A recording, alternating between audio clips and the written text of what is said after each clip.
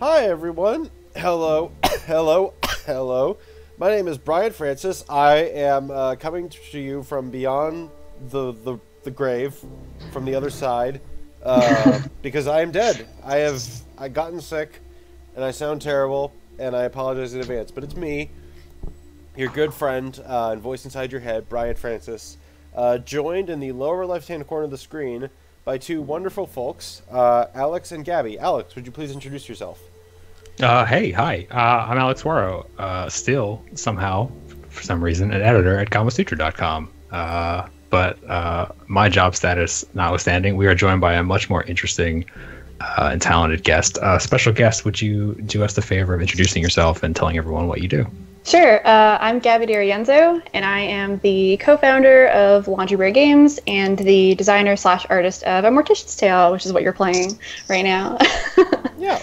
Could you introduce A Mortician's Tale for us, Gabby? And I know this game just came out. It's on Steam. You can buy it now. And GOG and itch. It's on itch, right? It's on itch and on Humble, but not on GOG. Not on GOG. Sorry, it's on Humble. Yeah, that's all right. Yeah. You can download it and play it, but we're going to play it here. Gabby, what is this game? Why'd you make it? And what am I going to be seeing today? Sure. So A Mortician's Tale is a narrative-driven job simulator where you play as a funeral director running a funeral home. So you are tasked with the things a funeral director would do. Like right now you're answering emails and like interacting with your bosses and friends and colleagues. You're also in charge of preparing the bodies for cremation or burial. So right now you're preparing somebody for an open casket funeral. So you're not doing any embalming or anything. You're just kind of cleaning them up. It's like the first body of the game. This is a closed casket funeral, I think. Not yeah, that's right. Sorry, did I say open or closed? Closed casket. Yeah. My bad.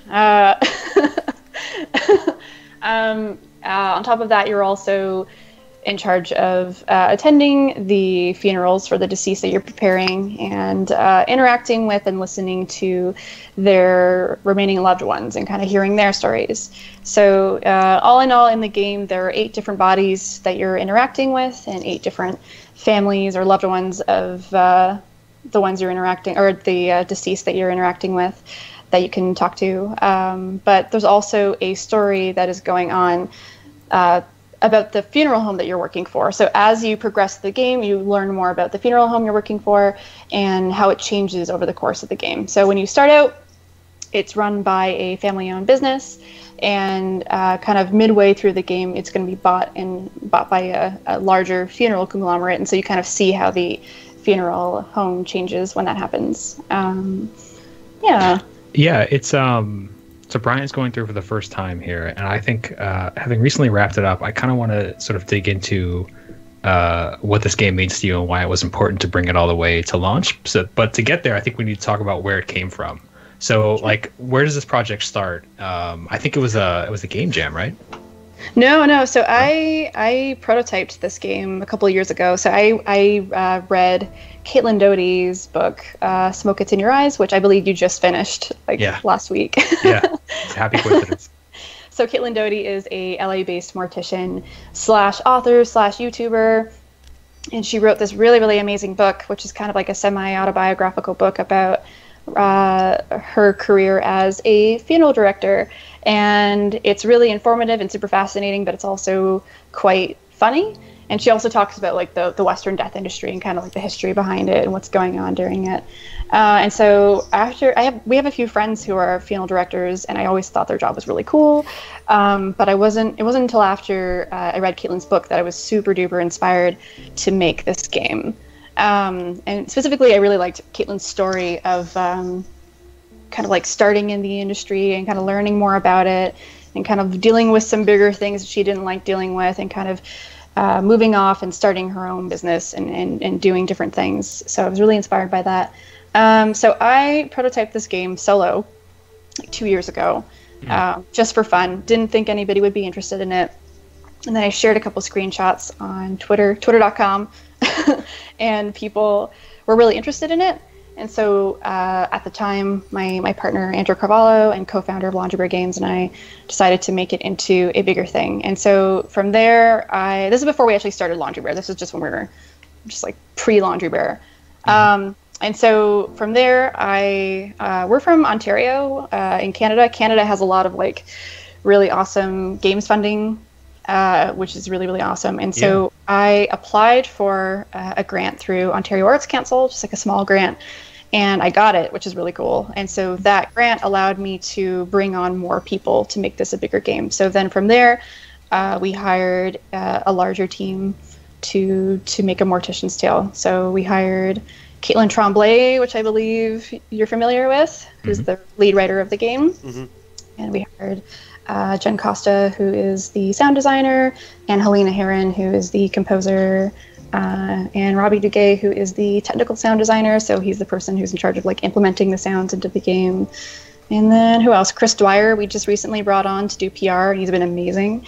One thing that like Mortician's Tale is Laundry Bear Games' debut game, and one thing that we kind of learned about is a very large percentage of your day is spent doing admin tasks. And the closer you get to releasing your game, the more time you're spending doing that kind of stuff. And so bringing on someone to do like or help with PR and marketing has been really, really amazing. And Chris is really awesome. And then who else did we hire? My friend Jacqueline DeLeon. She's an illustrator based in Austin. She did all the promo art for A Mortician's Tale. So yeah, there's 8 of us working on the game.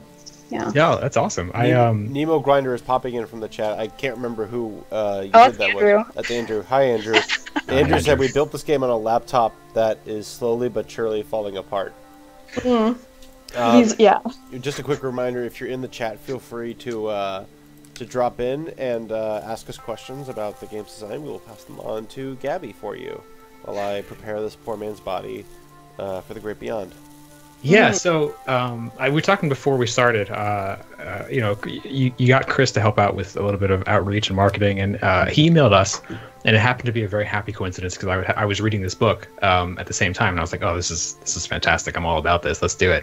And so I played through this, and I think what's really interesting, what I really appreciate about that book, Smoke Gets in Your Eyes, and this game is that it opens up something that is very taboo and not talked about at all, at least here in America, in my experience. And I was fascinated. I never thought to ask what happens after you die, but it's crazy. It's real. It's marvelous and gross and beautiful in all kinds of measures.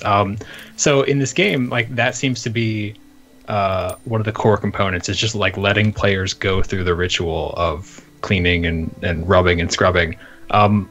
This is going to sound weird. How did you decide to, like, how did you know where to set the bar on that? Because in the book, it can be real gross. Oh, yeah. But this game so far has been very meditative and kind of beautiful and not at all, like, icky or gross. I kind of want to know how you decided how far to go with that.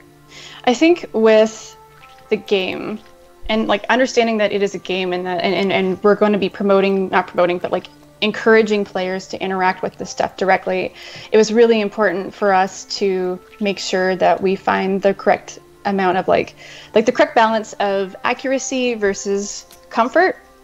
And so it's very different to read a book and kind of read about a thing and kind of imagine it than it is to directly interact with a dead body like you are right now. And so there was a lot of things we did to kind of try to find that balance, and I think we did an okay job at. So one of the things is the art, which is, as you can see, very purple. And part of that was inspired by the prototype I made a couple years ago. It was made in Pico 8, which has like a very, very limited palette, and it was very, very purpley. And I really liked that aesthetic and wanted to bring that over to the full game. And it kind of really matches like the melancholy but hopeful vibes we're kind of bringing to it. But this kind of monochromatic-ish color scheme also masks a lot of really gross things in the game. So, the body is not jaundiced. There's not really any blood or guts or any kind of bodily fluids. We also kind of distorted the people a little bit, so like their heads are a little bit bigger. It's like not by much, like they still are people, but it's distorted enough that we kind of break any kind of uncanny valley vibes we're getting.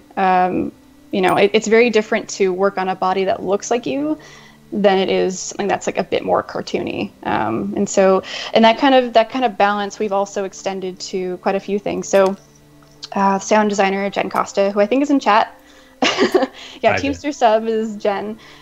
She did a really, really good job at finding this balance of like she was really comfortable with listening and doing lots of research for the game and listening to like really gross stuff. So like the embalming, you don't have the sounds on right now, I don't think, but the embalming machine is like every single mortician that we showed this game to was like, you nailed it, like it sounds so good. So there's a lot of like that sound really good, but there's also a lot of sounds that are a little bit I don't know how to describe this. Jen could probably do better describing this, but almost like cartoony and like satisfying. And so it's really, really well done in a way that's like not too gross. There's a lot of sounds that could be really, really gross, and she did a really good job at like making it not too bad. Yeah, I mean that's exactly the word I would use when I was playing through it. Is that it is very it's very animated, it's very cartoony, it's very satisfying. You know, like jabbing with the trocar and stuff is it's very satisfying in a strange way. You know, you're like, it's just, you pop it in, you pop it out, stuff comes out, and it's very approachable in a way that I think I really appreciated. And I was curious to know if you had ever like if you had set the bar, like if you'd ever set the bar farther than that and then taken it back during development, like, oh, this is too much, this is too gross. But yeah. There were a few things. Yeah. One of the things was we had talked about having children in the game because it's a really, really unfortunate thing, but children do die. And it's something that we thought that we should probably talk about and just kind of be honest about it.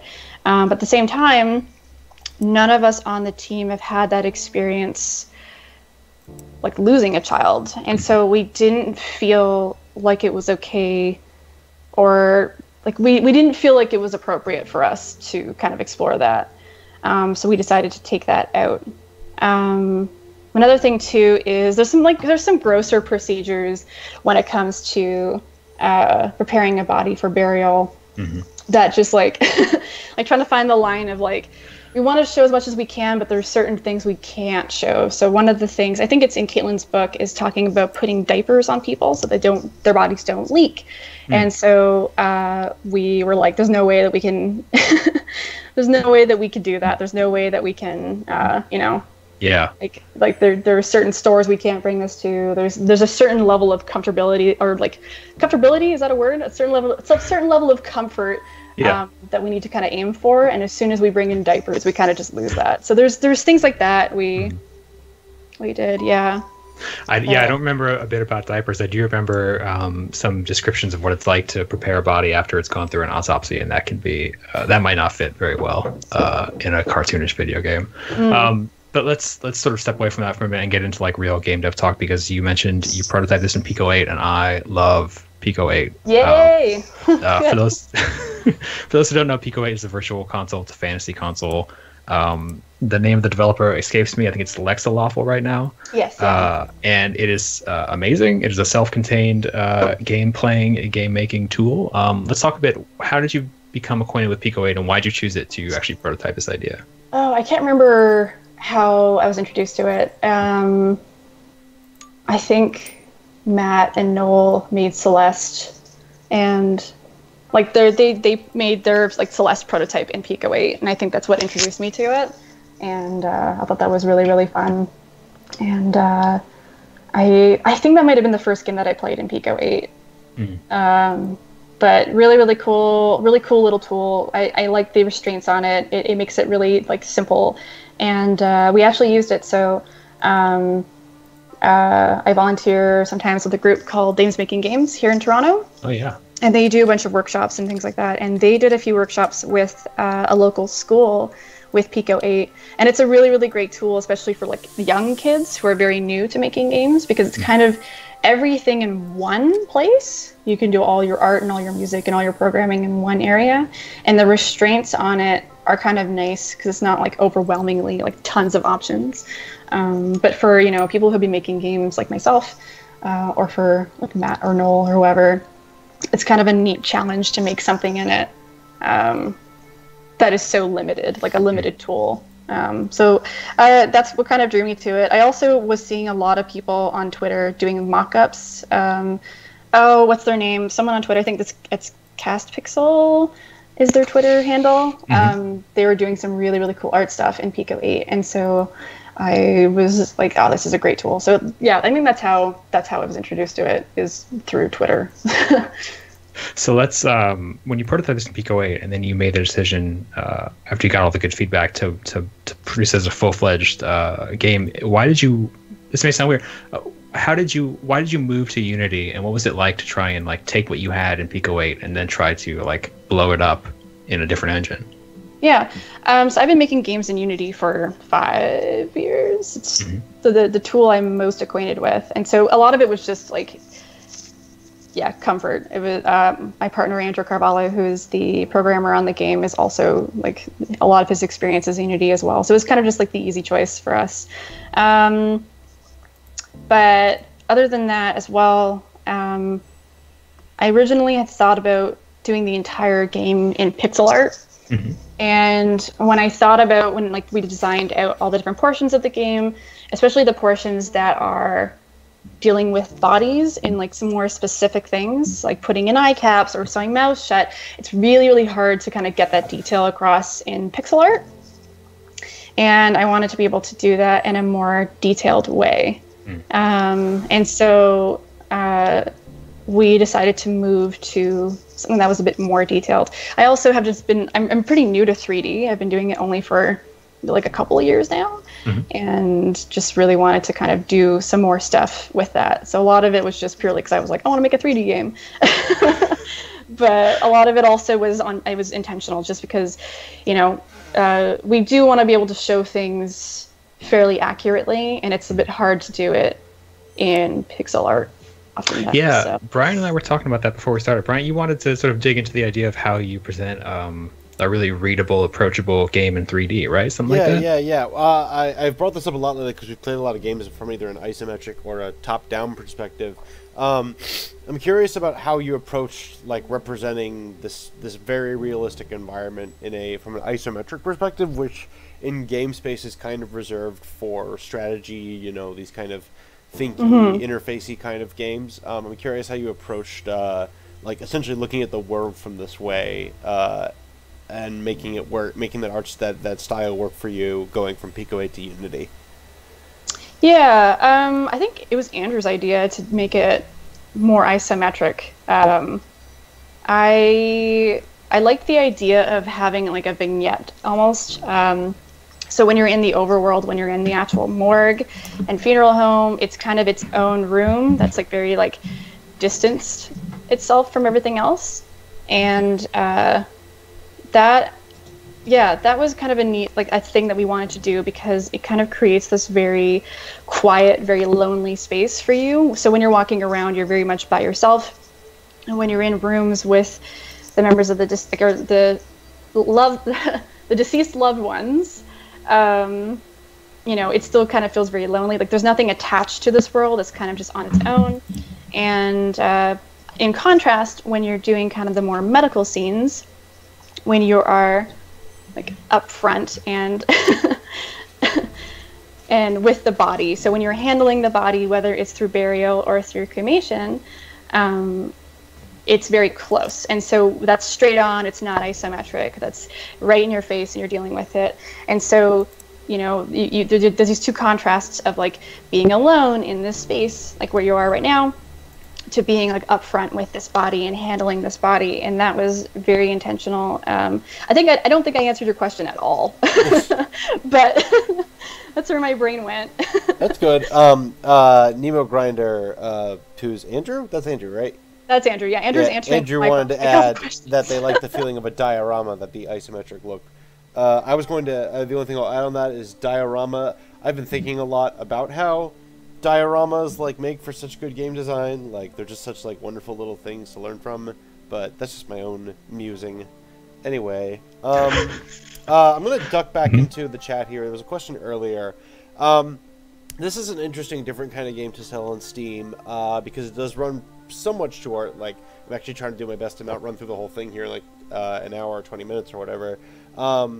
and you're selling it for $15. So once you sort of realize that this is the game you wanted to make, and you knew you wanted to sell it through traditional online game marketplaces, how did you sort of arrive at the decision to sell it at this price and figure out how to market it to people who would want to buy this game?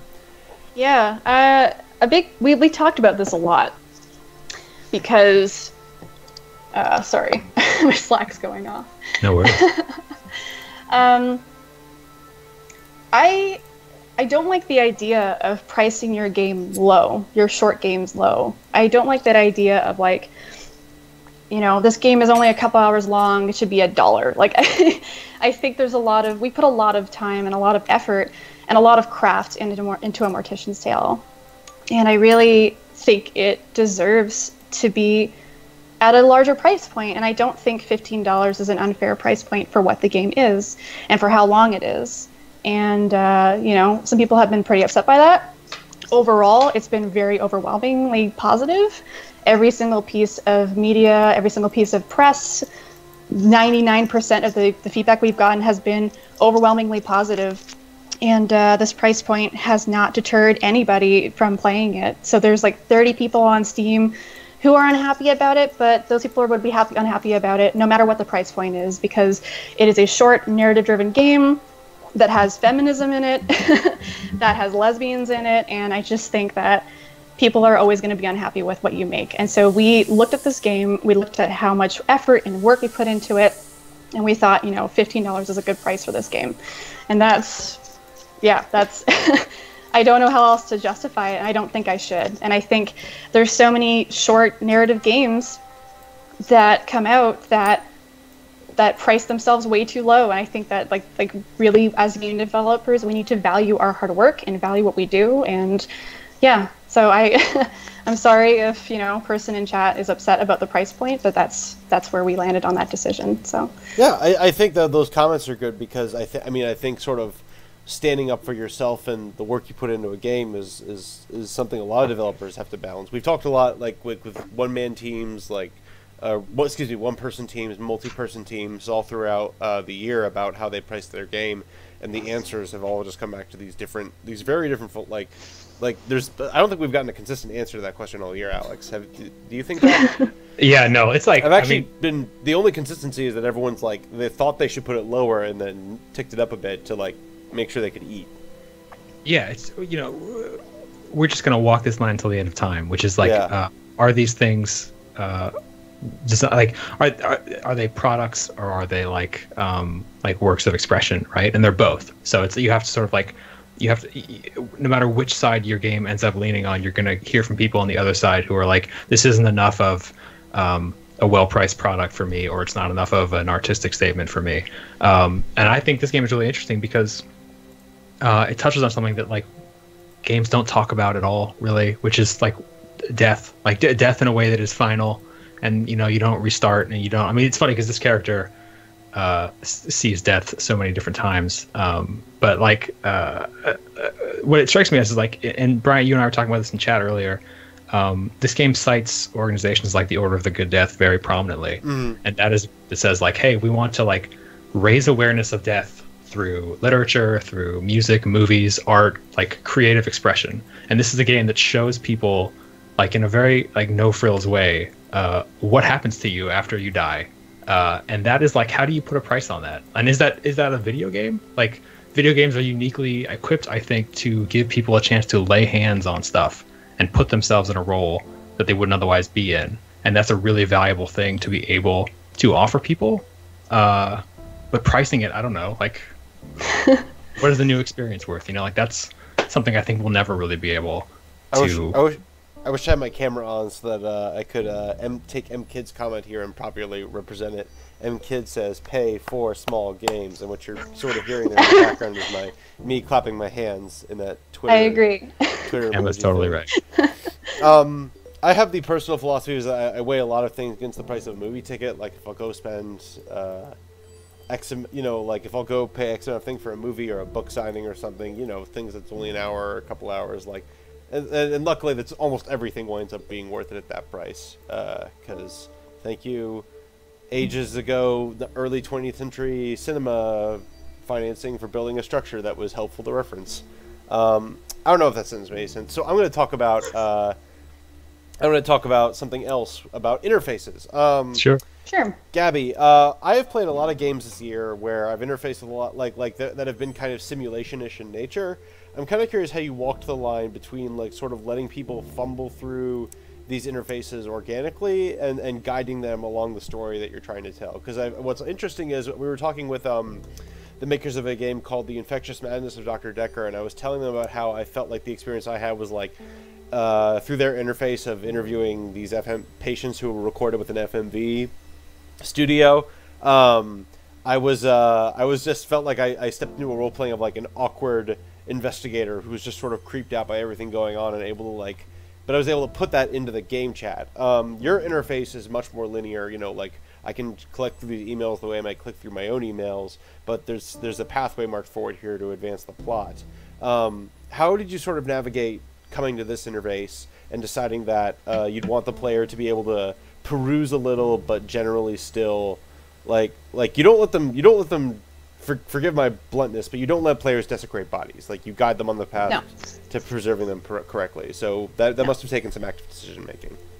Yeah, so the game is quite linear. There's there's only one path you can take, and kind of the reason why we chose to do stuff like what you're doing right now, which is like look through emails. There's like tabs on the screen so you can learn more about what's going on. But there's also, you know, even like talking to the relatives of the deceased or the deceased remaining loved ones or whatever.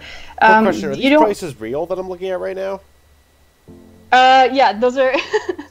Yeah, sorry. Wow. Based off of actual real funerals, yeah. Mm-hmm. And those are reasonable. Like when you get to the corporate funeral, you'll kind of see what it's more like. No worries. For creepy reasons, I had to investigate these reasons recently. No one had actually died, but I was like vaguely thinking about the price of funerals, and now I'm just being reminded that these numbers do line up with what I saw there. Anyway, yeah, interfaces. Go. So part of it was, you know. The game is very linear. It's intended to be that way. That was always intentional. You know, we designed the game. The pillar of the game is, you know, you are a mortician. Everything that you do would be in line with what a mortician does. And so the game, especially like the medical parts of the game, are very inspired by Trauma Center. If you play Trauma Center, it's a game that's, you know, you play as like a surgeon. Mm-hmm. But in Trauma Center, you have a score, there's a timer, and there are fail states. And the reason why those exist and why those work for that game is because Trauma Center is a game about being a surgeon, and those mechanics reinforce the stressfulness that is of being a surgeon, right? And so with A Mortician's Tale, in contrast, there is no urgency. There's no urgency to being a mortician. You can take your time. You know, there are no fail states because you as a mortician are not going to like desecrate a body. Like, no, don't. We don't want to give players even the option to do that. That's messed up. But also, just in terms of, yeah, there's no score, there's no timer, there's nothing to rush you through it, because as a mortician in real life, you would have the time, and you would have the time to sit with that body and kind of take care of it. And so we purposefully and intentionally did not include those things for that very reason. And in terms of, you know, not forcing anybody into narrative and kind of letting them do their own thing, like going through emails or talking to people, that was intentional as well, because initially we had thought about having dialogue in the game and having the mortician be a speaking character. And we ultimately opted to not do that because death is an extremely personal thing. It's so personal from person to person. It changes for everybody. And I think forcing players into a narrative with a character, if it was like Nathan Drake the Mortician, it's maybe an interesting story, but also you want to be able to let players kind of bring their own kind of feelings to it. And so having a silent protagonist who listens, who the focus is on listening and kind of being this vessel for the player, allows them to kind of have their own story to it and kind of bring their own feelings about death to the game, but also allows them to kind of go through the game at their own pace and read whatever emails they want to read and listen to whatever dialogue they want to listen to, right? And so a lot of it is optional. You don't have to do any of this. The story definitely suffers if you don't.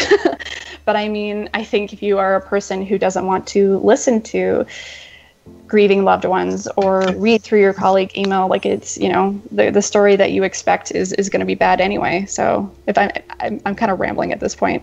I'm going to jump in with 3 comments. 1, Nathan Drake, the Mortician. I want that game. Naughty Dog, get onto it. You know, even worse is if he's the Mortician for all the guys he kills. Oh God! Like, moving on. This goes full circle. Moving on. I wanted to say I really appreciate this coffee, this animated coffee over here, the steam rising.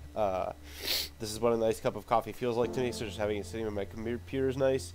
And 2, I just wanted to highlight that this is the first choice that I've gotten to make in the game so far, which is to say whether or not I'm comfortable handling a patient dealing with suicide. I think this is interesting because I saw that Andrew was saying in the chat that like part of the game is to create distance, but this is an interesting choice. I just feel like, because if a lot of the game is letting you sort of hover over Charlie's shoulder while she works, this is one where it's sort of asking you, hey, are you comfortable handling a suicide patient yourself? You, the player, at the other end of the monitor, on the other end of the monitor, if you get my drift. So I thought that was interesting. And I am comfortable, so we're going to go ahead with this one.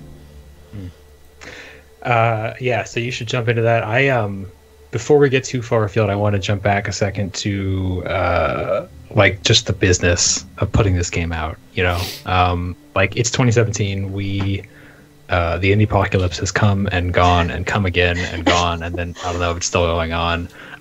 But everything we hear from devs is that it's real rough out there right now to put a game out, and I kind of wanted to get your take on how this has been. This is a very, I would say, non-traditional game.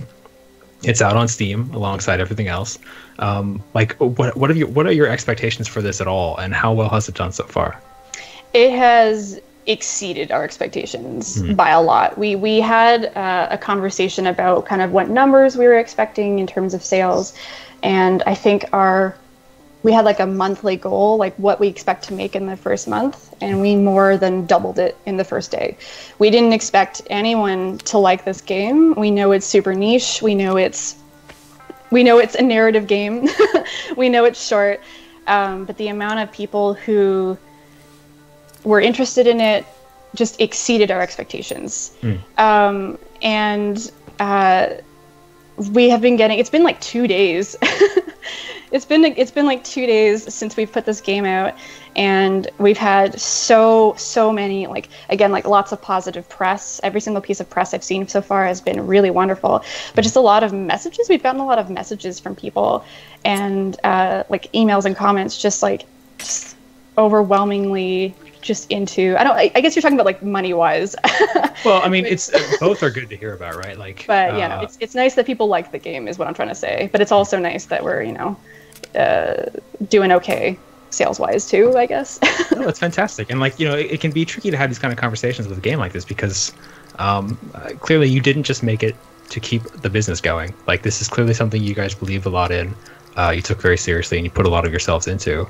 Yeah. But it's also good to be able to eat and pay rent and pay your collaborators. So for fellow devs out there who might be, you know, thinking about doing their own projects, as you look back now, only a handful of days after releasing this, like, what do you think really helped help this like do as well as it has done, if that makes sense? I think it's really important for me to bring up Ontario Arts Council again. We're very privileged to live in a country and in a province that has really good art funding, and so we did receive, it wasn't a ton, but we did receive a little bit of funding which helped us pay our collaborators. So that was a big thing, and I think it's really important for me to point that out. We didn't have to remortgage our houses to make this game.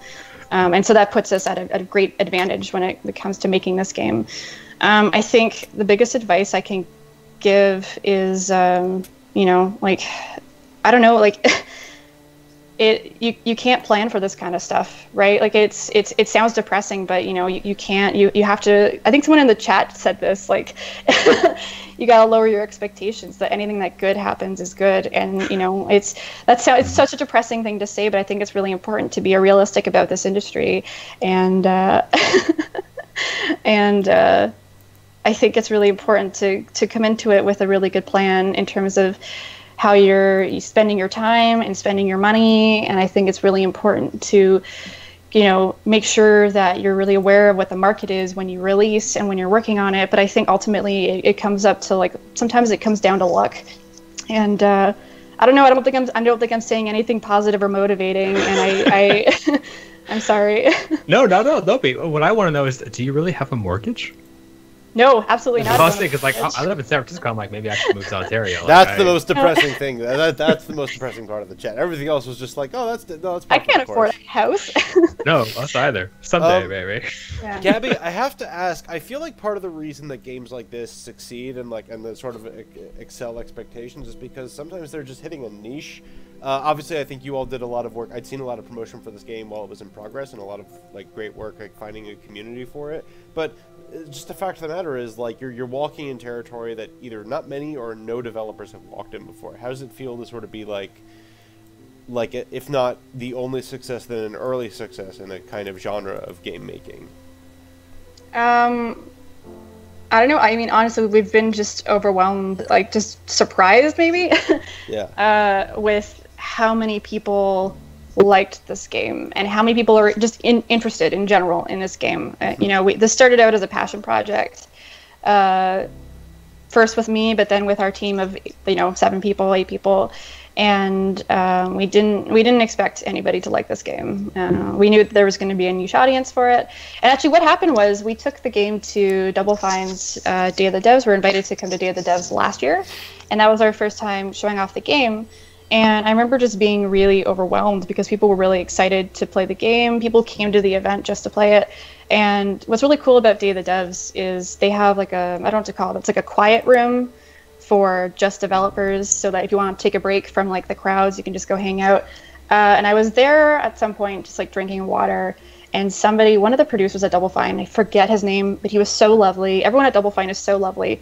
But this one producer was like, hey, how's your show going so far? And I remember me and Andrew were like, we've been so overwhelmed. People actually like this weird little death game we're making. It's so weird. And this guy was like, there's an audience for everything. If you think about what we make at Double Fine, that's we prove this. Every single game we make is totally different from the last, and there's still an audience for us, and there's an audience for your game too. And that kind of just resonated with me, where I was like, hey, yeah, there is people who want to play a funeral home sim.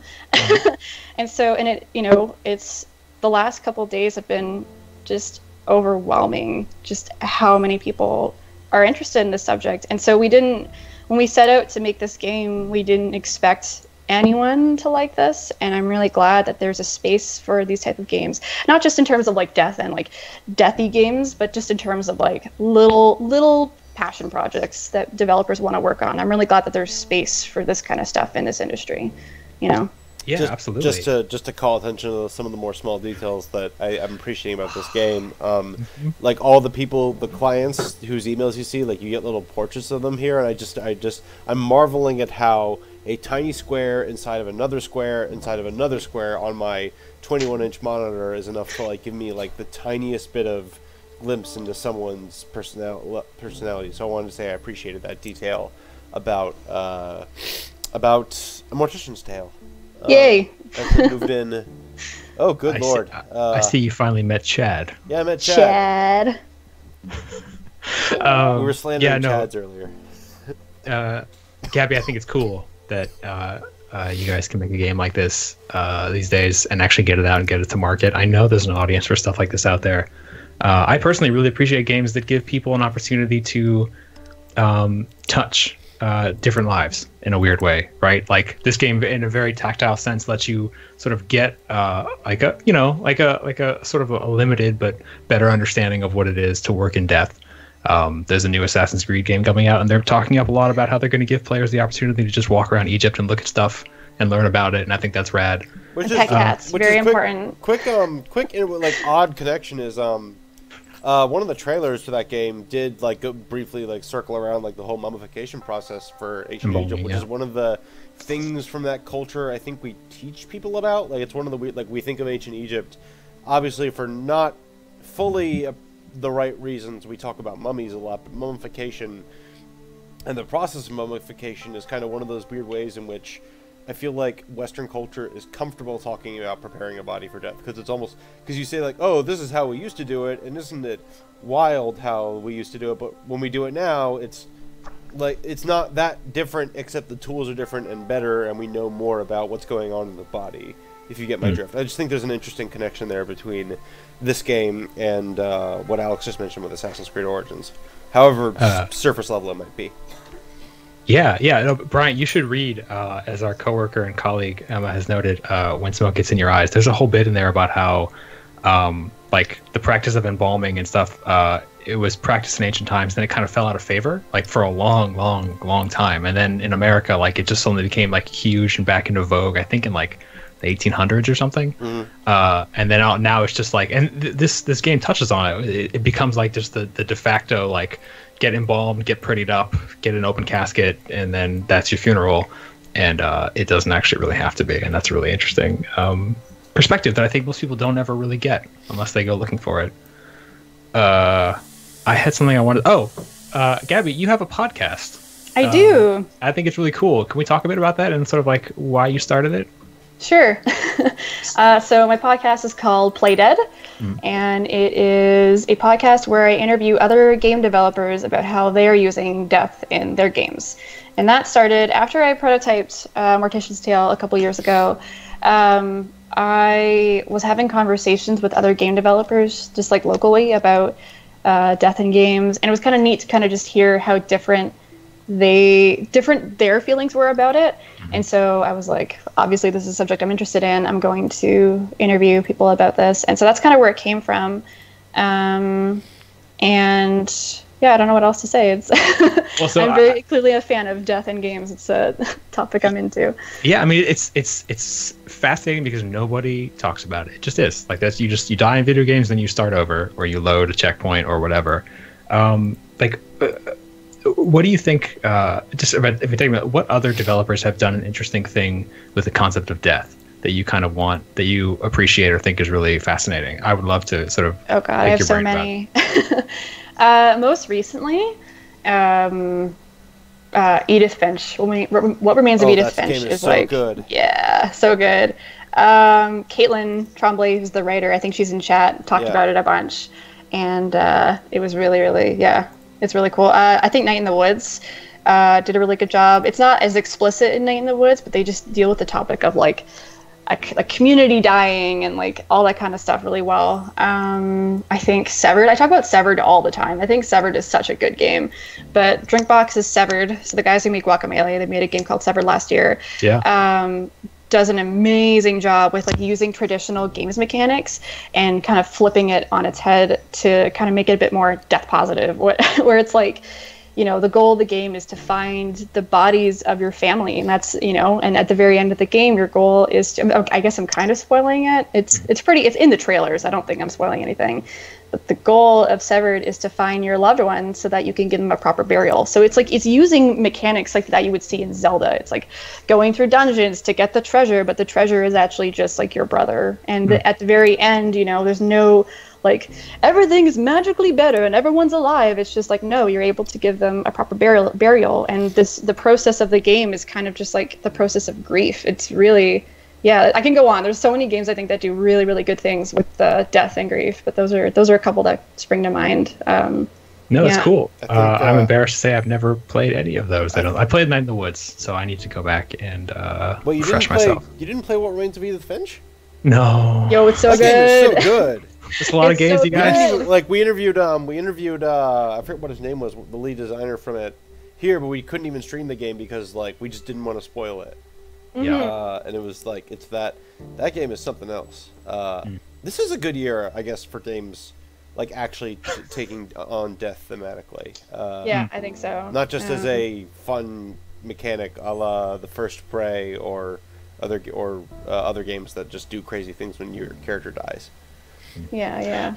Brian, this is an interesting opportunity. This is your first time laying hands on this game. How do you feel about interacting with corpses in a very virtual sense? I confess that this is not changing my attitude about like how it's not. at this moment, I'm not thinking any differently about how I would interact with a real body or like what a real body is. Like it feels abstract enough that I'm more like with many things in games. I think more about the abstraction and the interface than I do about the thing it's simulating.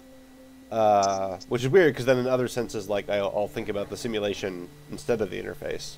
But right now, what I can't get over is how much time you spend looking at their face.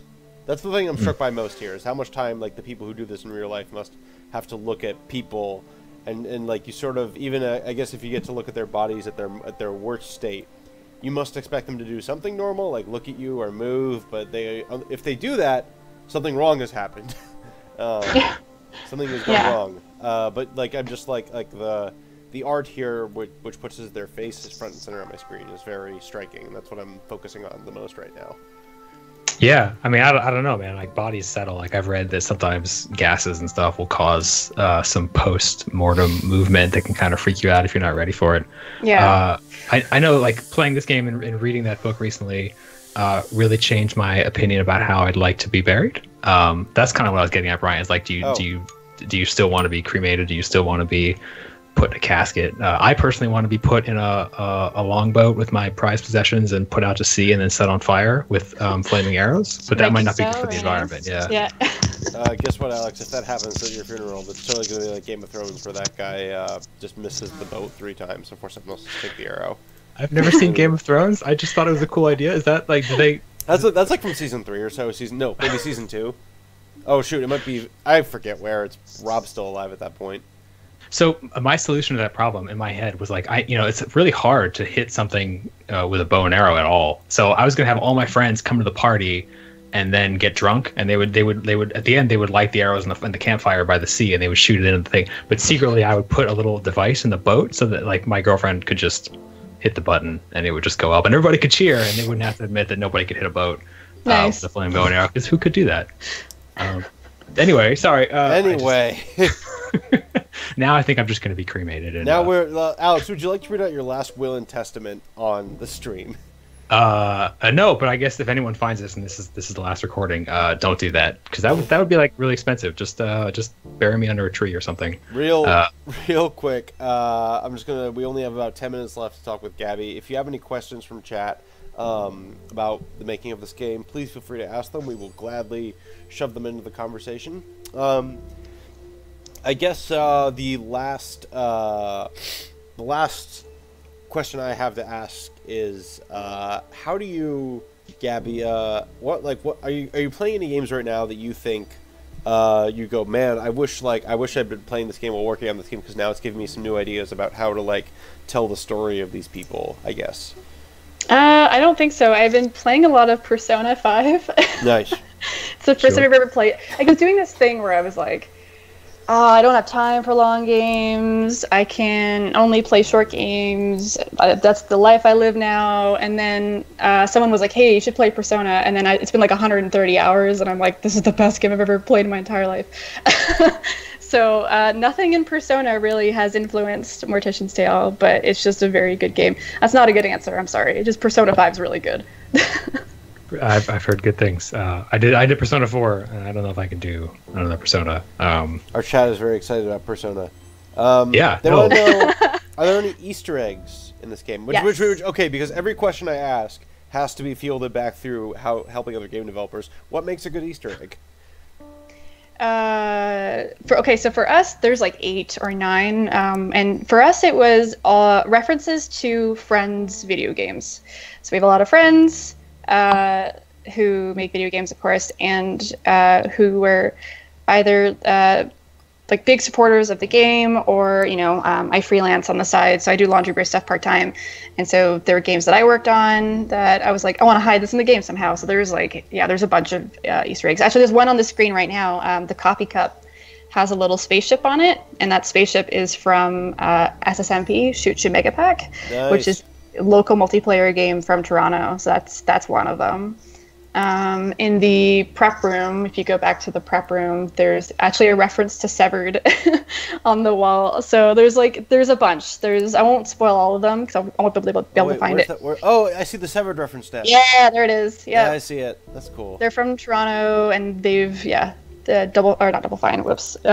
Drinkbox, who made Severed, have been really, really supportive and lovely. So lots of stuff like that. And I don't know. I mean, like that's what we did with our Easter eggs, which is just shout outs to our friends' games.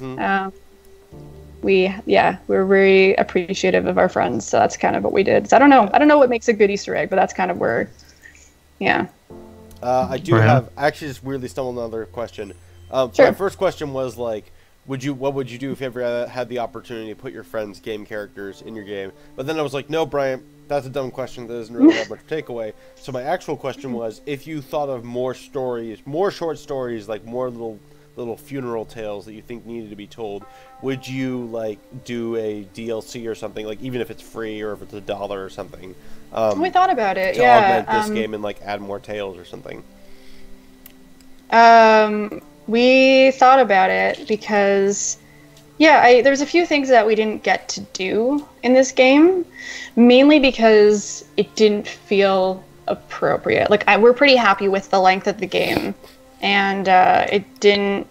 Yeah, one of them is so if you deal with a body that has been murdered or killed underneath whatever circumstances, they actually go to a coroner first, and the coroner would autopsy them. And then as the funeral director, you would get that body back, but usually their entrails and stuff come into a bag. So they do all the work and then they just give it to you and then you have to put it back together. So I thought about it would be really neat to do a body where you received it from, like, I don't want to do like coronary simulator, but I like the idea of like, here's what would happen in that scenario and how different it is. And so we talked about doing stuff like that.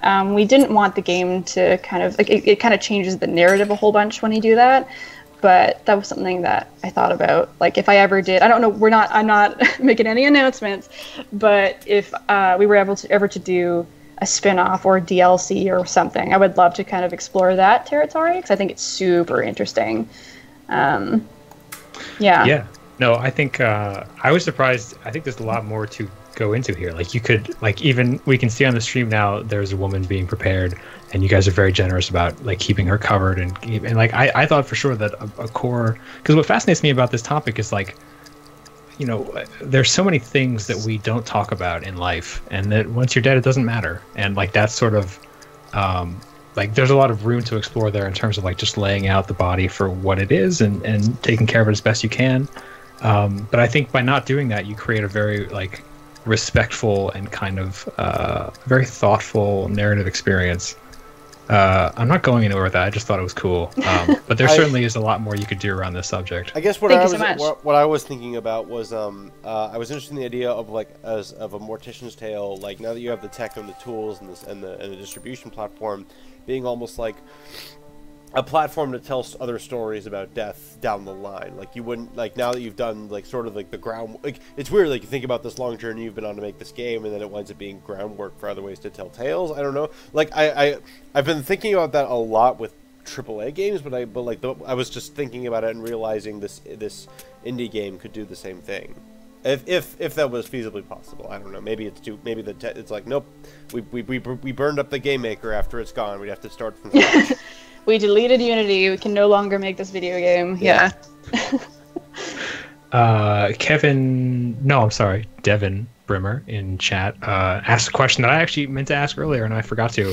They want to know, how long did you shadow a mortician to study for this? And I want to know beyond that, how did you source this? How did you fact check this? How did you study up to make this game? So we have a lot of friends who, I think I mentioned this earlier, we have a lot of friends who are morticians. And so kind of, I already knew about a lot of this stuff prior to going into this game. And certainly Caitlin Doty's book was really informative. And so we actually were talking a lot with Caitlin Doty and her group, the Order of the Good Death, and like a bunch of morticians that were through them, that they consulted a lot on the game. We had a lot of interviews with them and meetings with them. We did a lot of play testing with them to make sure it was accurate. Google is surprisingly a good resource for this stuff. I know that Caitlin, who's in chat, did a bunch of research about this kind of stuff. YouTube was weirdly really accurate for these things. There's one body in the game I think you did earlier, which is you have a pacemaker that you need to remove. And I was like, I wonder what that looks like, and like went to YouTube and watched a video. It's really gross in real life. I thought I was gonna pass out. We didn't shadow any morticians. I have a friend who is a mortician who, so I don't know if this is across the board, but I know that in Ontario, if you want to go to school to be a mortician, they ask you to have like 20 hours of shadowing time before you even apply for school, and which I guess makes sense, right? So you're not like, I'm going to go be a mortician and go to school, and then you go to school and you see a body and you pass out. So I think the idea is like, hey, you get comfortable, like, let's see if you're comfortable with this first and then go to school. And so my friend was like, hey, you should just like contact a funeral home and tell them that you're interested in shadowing. But when he did that, it was right after my mom actually died earlier this year. It was back in March. And I was like, I don't think I can, like, at this point in time, handle it. If I like go to a funeral home and see someone that looks like my mom, I could just like, I'll just fucking leave. Sorry for swearing on chat. So yeah, that was something that I would have liked to have done, but just during the development cycle, we were kind of towards the end of the game, and I just like did not want to put myself through that. So we did not do any shadowing. So if there's anybody in chat who is interested in being a mortician, I highly recommend, doing something like that first before you go to school for it or whatever. Yeah.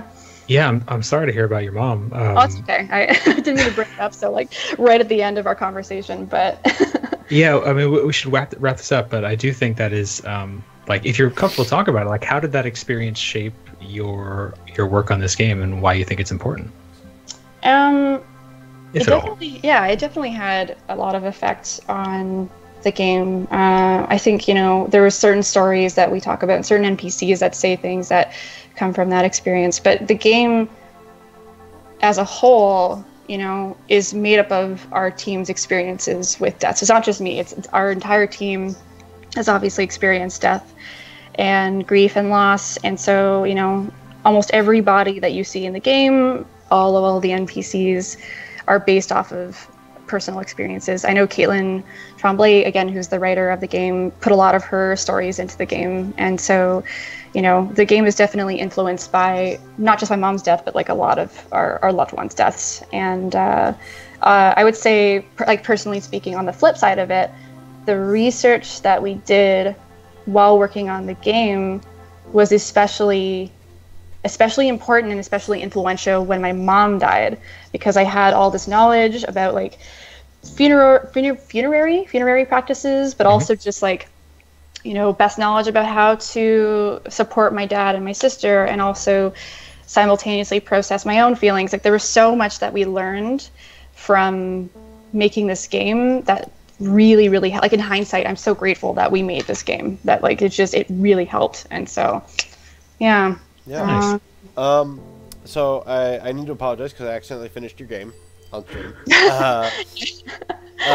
But yeah, that was very cool. I'm gonna need if you want to hear my verdict, I'll need some time to process it, unfortunately, because I just stumbled on the ending there. This has been unfortunately it's time to wrap things up. So sorry for the sudden. Yeah, no worries. Sorry for the sudden announcement of that, but you have all been listening to the Gamasutra Twitch channel. We thank you so much for joining us today as we played A Mortician's Tale. Gabby DaRienzo, did I say that right? DaRienzo, yeah. Almost. Gabby DaRienzo is the lead developer and artist of this game, and some of the other wonderful folks who you saw in the credits there were also in chat. Gabby, if they have questions for you about indie game development or making narrative games, where should they contact you? Twitter.com. Twitter. I'm at. It's good. Have you heard of it? It's called Twitter. It's at Gabdar. Yeah. That's probably where I'm most active, so Sweet. That's where you can find me. I can see some people are talking about who just coming into the end. We will have this whole stream archived on Twitch and on Gamasutra.com so that you can watch the whole thing at your own length. And if you want to play Mortician's Tale, you can get it on Steam, itch.io, or Humble. Thank you so much, everyone. Have a good day. Bye. Thanks for having me. Real quick, for those who are new here, if you can follow us. Dang it, I was holding that cough off. If you can follow the Gamasutra Twitch channel, we will greatly appreciate it, because we want to do other game developer interviews with you. We got a lot of great ones coming up, so if you follow the channel, you'll get notified when they're coming. Bye. Bye.